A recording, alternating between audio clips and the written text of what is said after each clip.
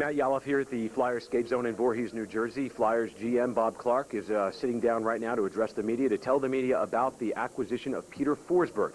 Let's listen in to the GM, Bob Clarke. When we were at the draft, I spoke with Don Baisley, who represents Forsberg, and just asked him if he was going to be out in the market, and Bays said if he didn't know, but if he was, I mean, Bays doesn't commit to it, anything, and shouldn't, but if he was, you know, we'd be a team that Peter might be interested in. So after we got our defenseman in order, I called Bays yesterday around noon and just asked him where everything stood. And he said he's obviously had quite a few offers for him, and the one that Peter was going to take, they were running out of time. So we actually had till about 4 o'clock, from noon till about 4 o'clock to try and clear some space on our $39 million cap. And we immediately called JR and told him what was going on, and he said, "Clarke, if you can get Forsberg, I understand you gotta trade me," and I have no problem. I said, JR, I'll give you your preference of teams. I may not be able to send you there, but let me know who you're interested in. And it was Phoenix, LA, San Jose, a couple other teams that he wanted to stay on the West Coast. So over the course of the afternoon, we had lots of conversations, and other players' names were involved and stuff, and it just got really complicated. And Mr. Snyder was part of it all, and we finally said to Mr. Snyder and that we can sign Peter. You can go 10% over the cap. I said we can sign Peter and we'll be over the cap, but I guarantee you that we won't be over for long, because we have enough players to trade to get under the cap even if we couldn't trade JR. And my belief is we've traded JR will be done sometime this morning with one of the teams. But so I think you guys who know Mr. Snyder know he's got lots of balls, and he'll take that gamble. So he just said, sign Forsberg. So we called up Bays at about 10 to 4 and said we're going to sign him. It's going to put us over the cap, but we'll clean up that space. Was basically surprised. He apparently said to some people up in Canada, he said the Flyers came in late before they got it done. Well, we were late, certainly in comparison to some of the other teams, obviously, but we had to get the defense in order first, we thought, and we always, you know, I think when you're talking about a player like Forsberg, a lot of times you convince yourself that this player is so good you'll never be able to get him anyway. But Bays said that he was interested in us, and he gave us a chance, so we jumped at it. He's a player over the last couple of years that, people would say his enthusiasm for playing hockey in the United States is weighing back and forth, you know, when go to Sweden and come back and forth. Did you sense that a change of scenery was what this guy needed? And you think this will help him here? Well, I think if he wanted to play in Sweden, he could have. You know, he obviously wanted to come back. Sometimes a change for a player who's been in the same spot for a long time rejuvenates a player. I don't know if Peter needs to be rejuvenated or not. I mean, he's obviously one of the best players in the game, so, and he'll continue to be that. What kind of concern was it, his injury history, Bob?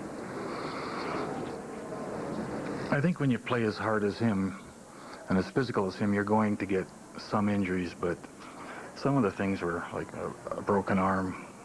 That can happen to anybody. It happened to Desjardins, but like a ruptured spleen and stuff like that, I mean, that's just tough luck on the player's part. We weren't really concerned, and when we asked, "Are you healthy?" and stuff, and he said he was. Bob, how much of his interest in coming here was based on his history having started with this organization? You guys will have to ask Peter that. I have no idea. I mean, I seen Peter play as a junior in the World Championships. It was, I think one night he got about 10 points, him and Naslund. It was men amongst boys, and then when he went out west, you know, you see him play, and he's always the best player on the ice, regardless of whether it's the playoffs or a game in January. So I think the decision to sign Peter was an easy one. Even though I can tell you, when I told you that I wasn't going to sign anymore, that was our intent at the time. We thought, well, this is what we're going to go with. But when we had a chance to get Peter, we just said, hell, we'd be dumb not to do something like that. When do you anticipate introducing him to the Philadelphia Union? He's going to come in next week. When I spoke with him last night, we just said after we're done all this, we'll get together on the phone and pick a day for him. Bob, did having other teams involved in this hasten your decision? In other words, if he was going to a division rival or a conference rival, would that play a role in how quickly you moved and your interest in him? No, not in any way, shape, or form. I think the way it's set up now with the salary caps and stuff, you know what you can afford to pay a player, and the player will actually have to make the decision on where he wants to go. And we don't know what any of the other offers were or anything at all like that. Bayes told us what it would cost us, and we thought it was fair. Bob, in general, is there a time frame that you have to come under the cap? I think it's the start of the season. It's either the end of September or the start of the season. We'll be under it. Was the 2 years a mutual thing? Who suggested that? They asked, and I mean, That why it wouldn't be more? No, they wanted 2 years, and that was fine with us. I mean, Bob, has there been an adjustment getting used to the landscape of the league as a cap league? And, you know, some things that weren't true before, a guy like Forsberg maybe being available, are true now, and just going through those that landscape, an adjustment for that. I think from our standpoint, we were probably in some ways fortunate that some of our players that had to be replaced had already gone. It wasn't because we were bidding to keep their services or not, and obviously we'll get into that with other players as the road goes on. Right now, we were lucky we had positions open that we had to fill, and we were able to do that. But I know Colorado, when I talked to Colorado yesterday, Pierre said I don't have enough money to pay Forsberg. He said, Forsberg's like a son to me, but he said, I just can't sign him. So you have to make choices. One of the problems with moving JR is finding a team that has cap room to take it. No, there's lots and lots of teams out there that have cap room. I mean, my guess is there's probably 6 teams chasing Forsberg. So all those teams have cap room, and as I said, we've had conversations with 4 or 5 teams last night, and one of them called early this morning, and hopefully we can get it done today. Where does you look at the fours right now with your top fours? You have Carter, Richards, Gagne, Greenwood, Forsberg. How does that stack up to you in your mind over recent teams in say the last 5 or 6 years? I think in the past we felt we were always a good team and not real creative. So that's why we got Zamnoff last year, and I think adding Carter and Richards and Forsberg and stuff will give us an opportunity to score more goals, for more players to score more goals. Bob, clearly you've been doing this for a long time, and the fans already, there's a buzz, the media is excited, which takes a lot in this city. But you seem to be pretty reserved. Inside, are you beaming? Yeah, absolutely. I can't wait to get this over with and go have a couple cold beers. Bob, Bob, when you look at this, especially the center position, do you still need to make some moves, or are you thinking of moving somebody to the wing? Andrew seems like he'd be the odd guy out here. No, not at all. Center is a key position on any hockey club, and we're pretty strong down the middle and pretty deep. I don't think we'd have any problem if we felt like we wanted to put Perry on the right side of Forsberg and maybe Gagne on the left. It would look like on paper a pretty good line, but really it's up to the coaches, and we'll, over the next couple of weeks, we'll just put it all together, and if it doesn't really work the way we think it should, you know, we've got people that we could use to go out and get something else, but that's not our intent right today, maybe in a month from now. Bob, you ever wonder, you were involved in the trade itself back in '92, but you ever wonder what might have happened if history had been different, if Forsberg had been here and Flyers hadn't made that deal? I was a fringe player, like I was a senior vice president doing nothing, so I think we all think about it once in a while, but you know, it's history. There's nothing you can do about it anyway. Although Forsberg would have looked good in orange and black for the last 10 years. Do you recall the first time when you saw him? Was it the World Championships? It was the Junior World Championships, and Did your jaw just drop when you saw him? for the whole game, I think he got, you know, I may be exaggerating a little bit, but him and Naslund and the other guy on that line was really good too. I forget his name, but they had about 10 or 11 points. I forget who they were playing. I was like, holy mackerel, where does a kid like this comes along every 10 years, you know? It was a pretty impressive performance, and at that time he was still a boy, still light and stuff. Now, you know, he's obviously a lot bigger now. Have you talked to Scott? And what was his reaction? When I called, he just giggled for 5 minutes, and I hung up. I've never had a chance personally to interview Peter Forsberg. What is his personality like? You don't hear from him much in the national scene. Well, what's he like to deal with? I don't know. I mean, I've met Peter and said hello to him, and I talked to him on the phone a little bit, but you guys will have to find out when he gets here. Bob, but you've always talked about the importance of locker room chemistry, and I think that in losing Roenick, you lose the kind of the effervescent personality that can be muted, contained by a guy like Primo. Now this is just a locker room that doesn't have that, has a very... Got Therian back. He'll loosen things up. Is it important to have a loose cannon? I mean, is that something that you have to watch this season, you know? I think I honestly think that those things are all overrated. Good teams are good teams because everybody contributes, everybody pulls together for the same reason, and that responsibility is partially the coaches, but partially the players themselves. And I don't think you try and get a person because his personality is bubbly or something. You know, I think that's all overrated, that kind of stuff. Obviously, you signed a guy like Forsberg because you see him as a guy who can get you over the top as far as, you know, in the Stanley Cup. But how would he do that? Like, what does he bring to the team? I think we try and put a team together every year that can compete for the Stanley Cup. And sometimes, I think last year we were a pretty good team, except we got beat up in the playoffs. And I think starting this year, we're a pretty good team. If you said right now, I'd say we're one of the teams that can compete for it. But so much can happen along the road that you can't say we're closer to a Stanley Cup than anybody else right now.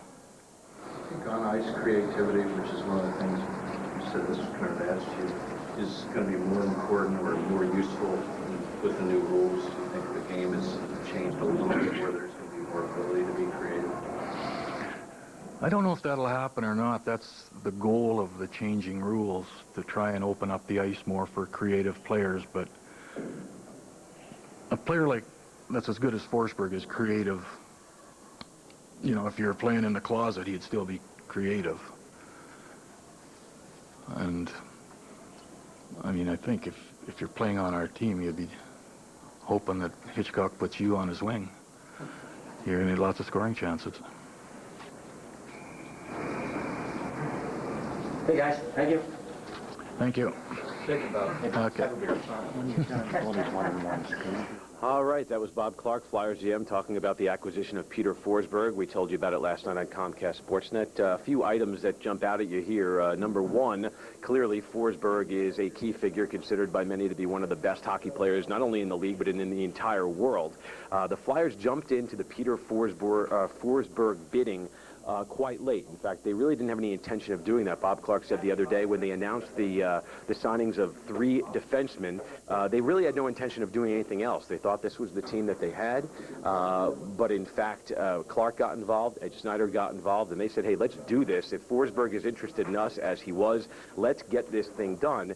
Now the task is to clear cap space, and as we also told you last night on Comcast SportsNet, Jeremy Roenick will be dealt. That deal is not finalized yet.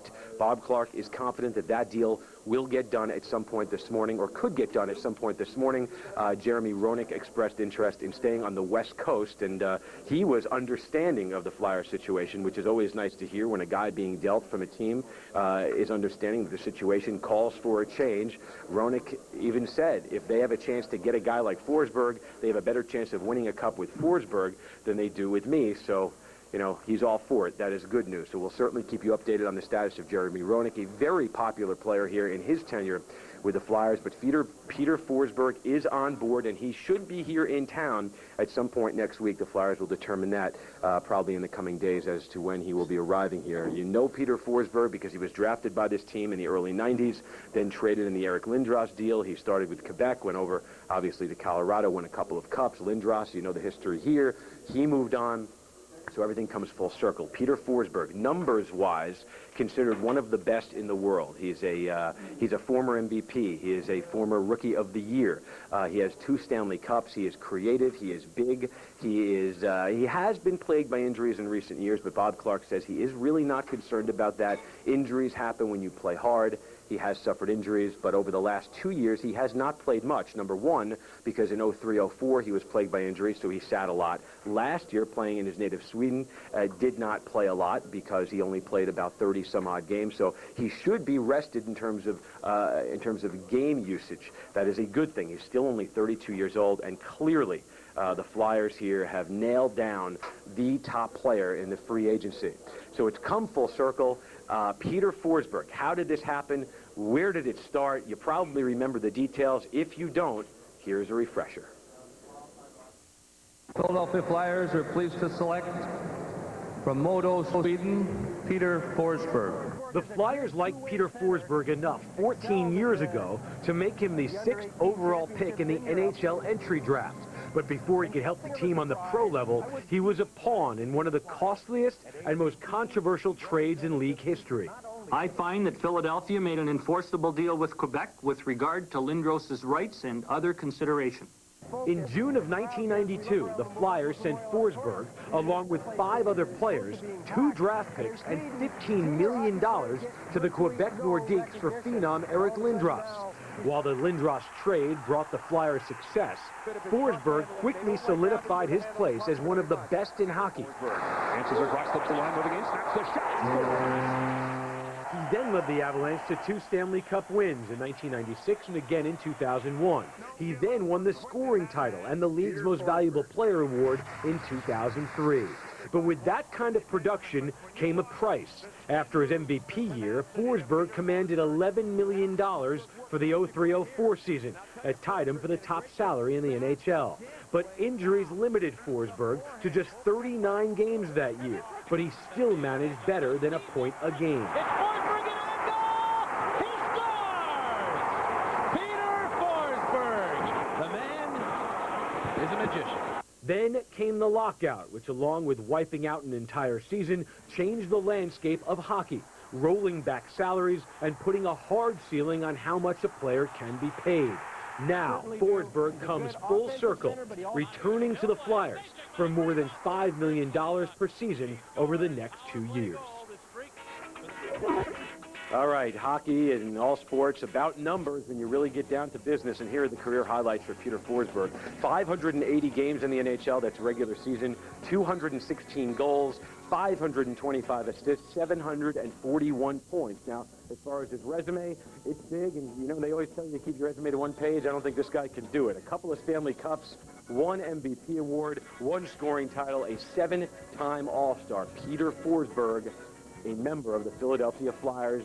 You woke up today, and if you thought you were dreaming last night when you heard the news, you're not dreaming.